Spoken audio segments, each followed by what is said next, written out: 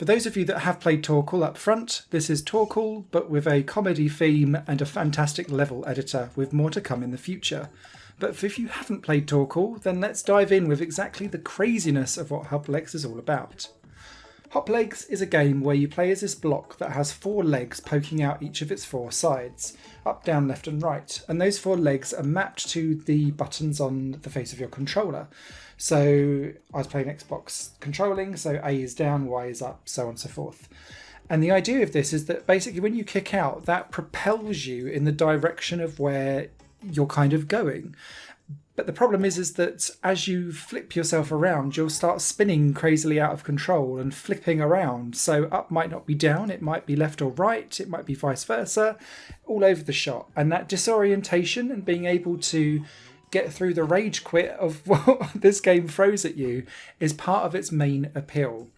It is chaotic, but there is some method to the madness, and that's what I found with Torquel when I played that on PS4 a few years ago. And this carries across the same kind of style and ethos in that levels aren't ridiculously, chaotically, uncontrollable, but you really have to be skilled in how you go about it. Each level has several different goals that you can get to. Just getting to the end, for me personally, was enough, because I'm not so great at these kind of rage quitty games, even though I'm drawn to them like a moth to a flame. Come, make me rage! And this has the same problem in that I'm terrible at it, and I'm so sorry for the gameplay footage that you're watching, but I think it's a good idea to see someone who's just terrible at these games having a go, so that you can be like, is this for me or not? And what I was finding with Hoplegs specifically is that a lot of the levels are built around kicking yourself up off the ground, then slightly using that to kind of rotate yourself to like a 30 or 45 degree angle. And then you can kind of kick and propel yourself diagonally to flip from ledge to ledge to ledge. And doing this almost acts like a wall jump. But it takes a lot of practice to do that kind of tilt to the degree side and then kick the right button out from where you need to be. Now, that's all well and good, but there is optional bonuses for being able to get through levels without rotating around, and I simply could not do that. My general way and being of this game was to spin like mad and hope that I propelled with enough speed and force to flip myself like a bouncy ball around the levels, and that works at the beginning of the story mode. It doesn't later on, and that's where I started to fall down. Having said that, with the story mode, I did actually get quite far before I was just like, no! And now there's, I think it's called the Cliff, which is like this almighty single level, which requires you to do like a 5-minute version of a level in under par for you to appear on this glorious Steam leaderboard. I will never get it. I'll never get under par. It was rageful. But that is the big challenge currently in Hoplegs. Now, Hoplegs is in early access, but aside from the story mode, the level editor is already here and available to play with, and I was really pleased to see how intuitive and simple it was to build levels. It works very much like voxel painting. So you've got this grid paper in front of you that can grid snap, which was handy. And then you use the keyboard to kind of build out what kind of size blocks that you want, place them down, a right click removes them, very, very simple. But each of the terrains explains kind of what it does to you in terms of friction. Will you slide across? Will it slow you down? And then you've got all different moving platforms, spinning platforms, swings, that kind of stuff that you can then add in as well. Plus lots of other kind of, not enemy types, but obstacles to get in your way. So there's a turret gun that will fire things at you.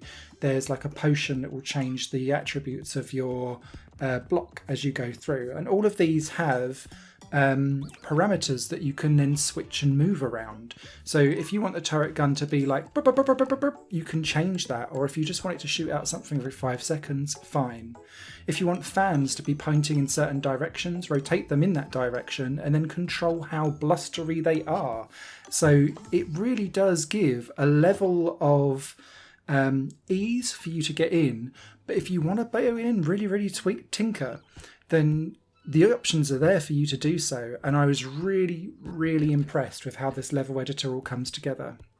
Of course, the crux of it is being able to then beat your own level. And so what you have to then do is go in, beat your level, take a screenshot whilst you do, fill in some parameters at the end, and then it uploads into the Steam Workshop for you to then play and download either yourselves or other people's levels and muck about with the custom level side of things. Outside of that, as you go through the game, if you finish levels under par, you then get tokens which will help you unlock customization for your Hoplegs guy. And yeah, you can customize what each of the leg looks like, the face and the colour of what you've got going on your block as well, which is good to have. I'm really impressed with how Hoplegs has turned out so far. The co-op is the next thing being added in. There's a full kind of Steam Early Access roadmap included in the game, and the developer is very, very open for chatting and very active, which is always a good sign for anything that's in early access. I'm really impressed with it. I'll be coming back to pick this up for a proper full review later, but currently, as it is at the moment, I'm really impressed, and I think people that enjoy those difficult, tricky, annoying, frustrating, rage-quitting puzzle platformers will find plenty to love in Hoplegs, and you can build some levels for yourself and torture everyone else after. A written review will be over on higherplayinggames.com. If you found this review informative, please do give it a like and consider subscribing and support other indie and niche games too. Take care all. Bye for now. Higher Plane Games is part of the Higher Plane Network, a completely independent media outlet supported by people like you. The goal is to create the best possible content that cultivates a richer indie scene for games as well as music and entertainment. To find out more and to get involved, visit patreon.com/higherplane network. Your support makes all the difference, and in return you'll gain access to bonus content and downloads. Thank you for watching.